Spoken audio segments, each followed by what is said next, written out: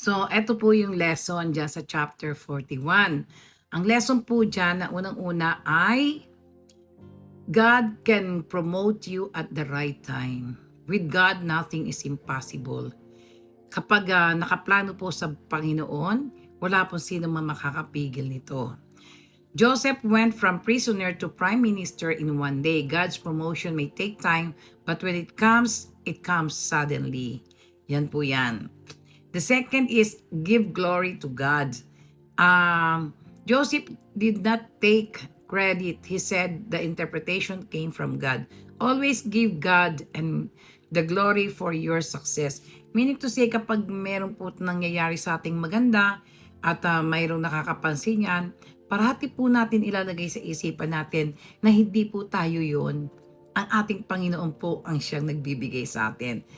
The glory should always be to God, not to us. Ginagamit lang po tayo ng Panginoon. Kasangkapan po tayo ng Panginoon. Ang talagang dapat po natin papupurihan at pasasalamatan at ibibigay po ang karangalan sa Panginoon natin. Parati po natin yan tatandaan. Preparation is wisdom. Joseph prepared during abundance for coming famine. Save and prepare during good times for difficult season.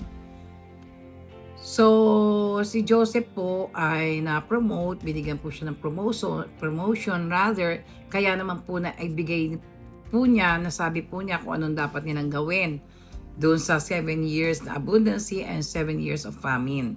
So, binigyan niya ng instruction ng mga tao doon na new leader na pinapromote niya sa Faraon. Okay? Yun po ay wisdom coming from God. Parati po natin naalalahanin na lahat po ng pangyayari sa ating buhay, yun po ay may purpose. Kung kuminsan na failure, isipin po natin na ito'y may plano ang ating Panginoon.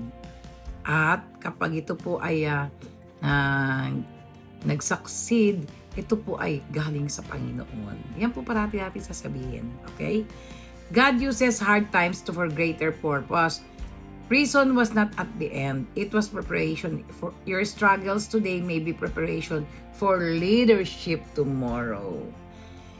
Tayo po kasi pag nabibigo tayo, meron tayong mga failures na meron tayong hiningi, hindi natin nakuha, meron tayong ambisyon na hindi natin natupad, malulungkot na tayo.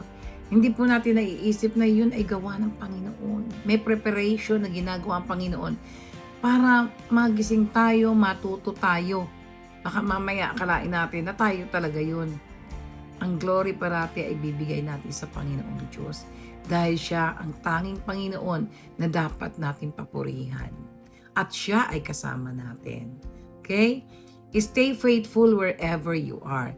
Joseph was faithful in prison before he was faithful in the palace.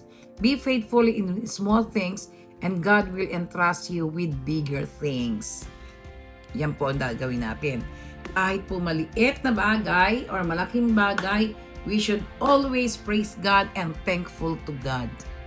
Kasi naman po tayo, kung minsan nakakalimot tayo, akala natin tayo na yung gumagawa niyan, akala natin sa atin talaga nanggagaling yan.